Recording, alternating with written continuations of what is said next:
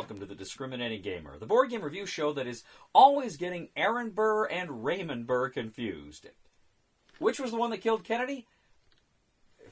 Anyway, ladies and gentlemen, speaking of assassins, today we're going to take a look at AssassinCon from Mayday Games. In AssassinCon, 4 to 6 players take on the roles of, yes, you guessed it, Hungarian investment bankers. I'm just kidding. Assassins. You're assassins. Essentially, you are a bunch of assassins attending an assassin convention. You're going there to learn tricks of the trade and maybe visit cute booths to buy assassin gear. I'm making this up. But you go to this convention and you're playing a game to assassinate each other just for fun, just to hone your skills. Now, the game board itself actually is a map of the convention area. There are different rooms, and they have arrows pointing to them with different letters. And that's going to be very important for movement later in the game. Now, suffice it to say, right at the beginning, you can kill anybody that's in the same room with you, but there are also special rooms. Rooms that allow you to kill people in certain kinds of other rooms. A power room that lets you kill people in yellow areas. You've got a security camera room that lets you kill people in the blue areas. And, of course, you've got the kind of target room that lets you kill people in red areas. But you're not always the same color, and you've got 6 different colored assassins in the game. The different assassins start randomly on different starting spots on the board, and then what's going to happen is you have a lead assassin. Now, the lead assassin is going to take decks that correspond to the colors of the different players. He's going to mix them up. People are going to close their eyes, and they're all going to pick one. Then the lead assassin, he's going to close his eyes, then he's going to go ahead and he's going to take what's left over. If you're playing with less than 6 players, you place those decks on kind of a little random spot on the board because you're still going to include those cards. Now, first of all, depending on how your kind of sheet is oriented of pursuer and target, you're going to pass cards to your left or to your right. And these are the target cards. Essentially, you're giving one of the other players, player on your right or your left, your target card.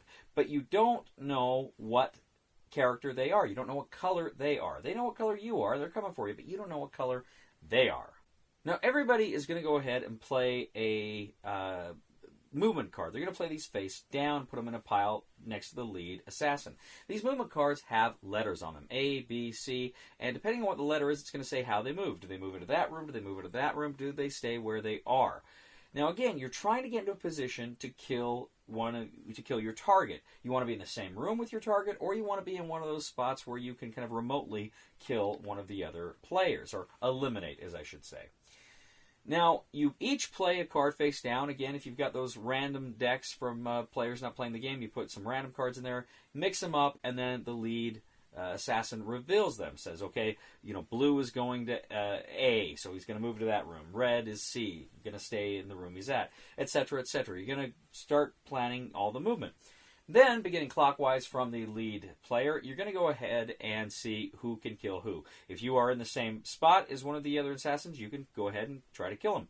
But as you keep going around, you can see, again, if you can kill them remotely, and people are trying to kill those people that are their targets. But you may not want to do it too quickly, because if you do it too quickly, then you will kind of give the game away about who you are. You'll be telling everybody else who you are, and who's coming for you may then have an opportunity to punch your time card.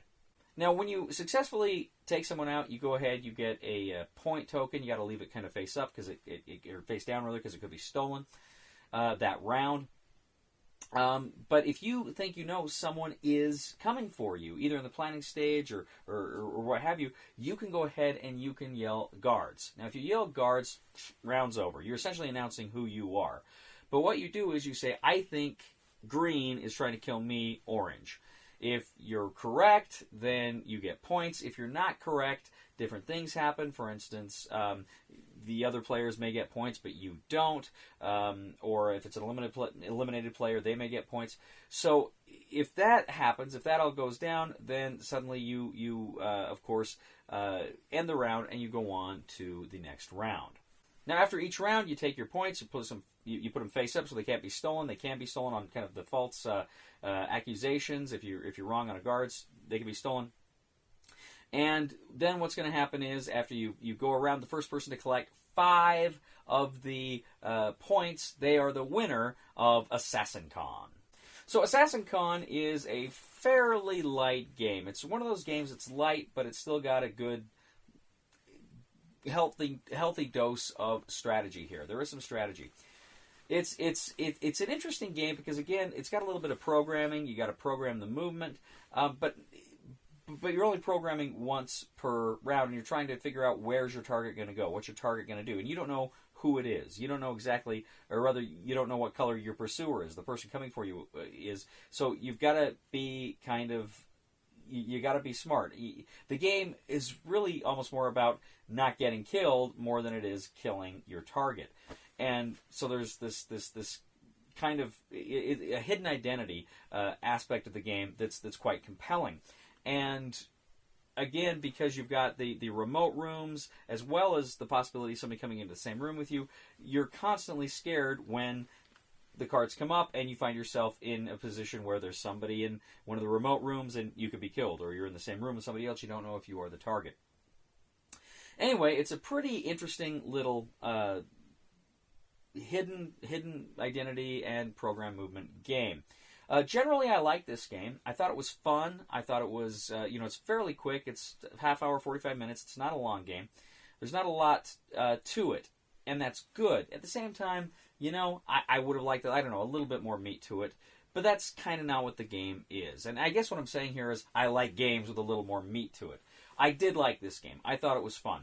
I'm going to say if you like good, kind of fairly quick games that still do have a little bit of strategy, you're going to like AssassinCon. I think you'll really enjoy it. You'll want to buy it. If you're like me, if you like something a little bit more meatier from a game, and again, I don't even know that I can put my finger on exactly what more I would want out of this game. It's just I know I wanted a bit more. If you're like me, I'd say try it before you buy it. But I mean that. I think there's a lot of people out there that'll really get a kick out of AssassinCon. Thank you, ladies and gentlemen, for joining us once again on The Discriminating Gamer. As always, we ask you to please leave a comment for us on YouTube, on Board Game Geek, on our Facebook page, or on thediscriminatinggamer.com. We ask you to please like us on Facebook, subscribe to us on YouTube, and follow us on Twitter. We are The Discriminating Gamer, and I have to say, as soon as I get eliminated, I always yell, AssassinCon! From Star Trek 2. Please somebody help me on my feet again, and I don't know where I'm